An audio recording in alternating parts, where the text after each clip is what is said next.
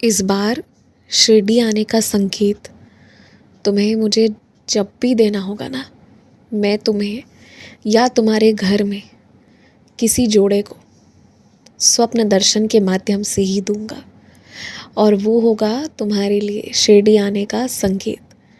तब तक के लिए सबूरी रखो और इंतज़ार करो। आने वाले समय में शिरडी के कई सारे कार्यक्रम में, कई सारी चीज़ों में तुम्हें भी सम्मिलित होने का मौका मिलेगा। तुम चिंता मत करो, तुमसे कुछ छूटा नहीं है और शिरडी तुमसे दूर नहीं है, और तुम भी शिरडी के निकट हो और तुम भी शिरडी आओगे।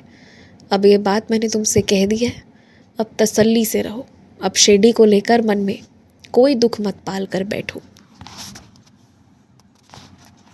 रोज अपने हाथ से कुछ अच्छे काम किया करो। जैसे गर्मियों का मौसम आने जा रहा है, तेज़ गर्मियाँ होने वाली हैं, तो कोशिश करो कि जो पंछियों के लिए दाना रखती हो साथ में थोड़ा पानी रख दो, थोड़ा जल रख दो। शांति से किसी खुली जगह पर, छत पर कहीं थोड़ा कष्ट करो, परंतु ये कर दो। बहुत पुण्य कमाओगे, तुम सोच भी नहीं सकते कितना।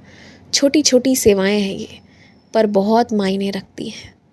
और प्रत्येक दिन सुबह उठकर नहा धोकर धुले हुए वस्त्र पहनो और सूर्य देव को जल अर्पित करो प्रत्येक दिन, और तुम खुद अपने आप महसूस करोगे कि जीवन में तुम्हें एकाग्रता मिल रही है, तुम लक्ष्य के प्रति बढ़ रहे हो, और साथ ही साथ तुम ये भी महसूस करोगे कि तुम शक्तिशाली होते जा रहे हो, तुम्हारे लिए हुए फैसले सही होते जा रहे हैं। सूर्य देव को सुबह जल्दी उठकर जल देने का प्रयास करो। इसके लिए तुम्हें स्वयं भी रात को समय से सोना होगा और सुबह जल्दी उठना होगा, और ये मेहनत करो।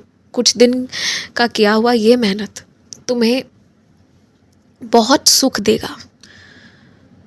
जिस धरती पर हो वहाँ भी सुख मिलेगा, आध्यात्मिक सुख भी मिलेगा, सांसारिक सुख भी मिलेगा।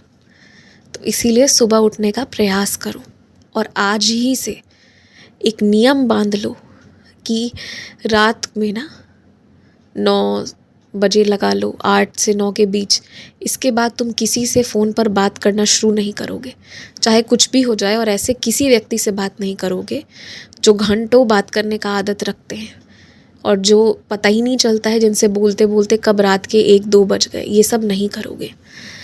और जब भी ऐसा लगे कि किसी रिश्ते में हो, किसी भी व्यक्ति के साथ हो, चाहे वो मित्रता का रिश्ता हो, चाहे वो भाई बहन का रिश्ता हो, या कोई भी रिश्ता हो जिसमें संग में रहकर अपना समय भी बर्बाद कर रहे हो और सामने वाले का समय भी बर्बाद हो रहा है, और जब वार्तालाप हो रहा है तो समय बर्बाद और नकारात्मक ऊर्जा उत्पन्न हो रहा है, तो सामने वाले के लिए और तुम्हारे खुद के लिए ज़रूरी है कि थोड़ी दूरी बना ली जाए और सामने वाले को भी समझाया जाए और खुद भी समझा जाए कि अच्छी आदतों को पालन करना ज़रूरी है।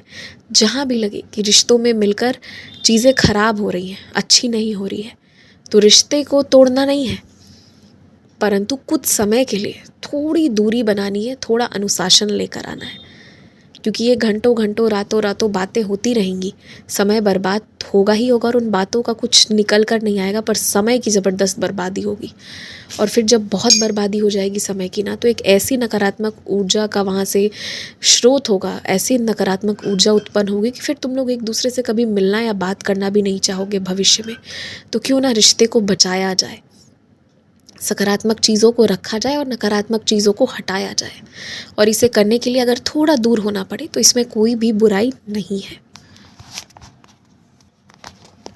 तुम्हारे घर में होने वाली धार्मिक कार्यक्रमों में या किसी भी अच्छे चीज़ में जो ये विघ्न आ जा रहा है ना, या तुम कहीं भी दर्शन करने का सोच रहे हो और फिर एकदम से तुम्हें टिकट अपनी रुकवानी पड़ रही है, कुछ भी ऐसा हो रहा है, तो तुम ये बात समझो कि तुमने कहीं तो कोई मन्नत मांगी थी और तुम उसे पूरी कर ही नहीं रहे हो। तो तुम्हारी इच्छा तो पूरी हो गई है, परंतु जिस मंदिर के लिए तुमने मन्नत रखा था वहाँ तो तुम दर्शन करना जा का सोचते ही नहीं हो।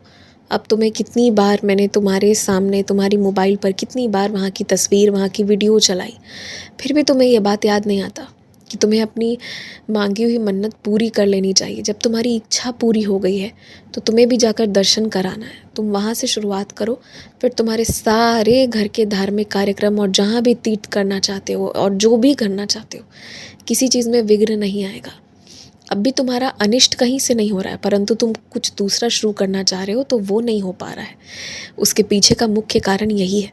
देखो, एक बात मैं आज तुम्हें कहता हूँ, ये जो रहे रहे बातों बातों में अलग अलग मन्नत मांग लेते हो ना कि ये होगा तो मैं यहाँ जाऊँगा, वहाँ दर्शन करूँगा, या तो इसे कहीं लिख लो, नहीं तो जब मैं स्मरण कराऊँ तो उसे याद कर लिया करो।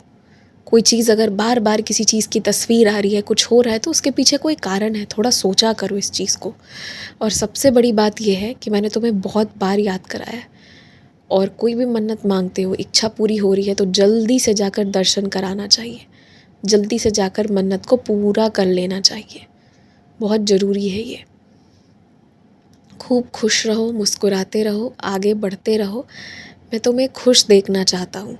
तुम अपनी कुंडली, राशि, ग्रह, इन सब की चिंता मत करो। इनका असर हो सकता था, बहुत गहरा हो सकता था, लेकिन मैंने तुम्हारे जीवन में कुछ इस तरह प्रवेश किया और तुमने मुझे गुरु का दर्जा भी दे रखा है, तो इसीलिए अब इन सब का नियंत्रण मैं करता हूँ। ये सब नहीं तय करते हैं कि तुम्हारे जीवन में क्या होना है। तो किसी भी चीज़ से डरो मत, किसी भी चीज़ से घबराओ मत। तुम्हारी कुंडली में कुछ अच्छा लिखा है और कुछ बुरा लिखा है तो लिखे रहने दो, इससे कोई फ़र्क नहीं पड़ता। अब होगा वही जो मैं चाहूँगा, क्योंकि तुमने पूरी तरह से मुझ पर सब कुछ समर्पित करके छोड़ दिया है।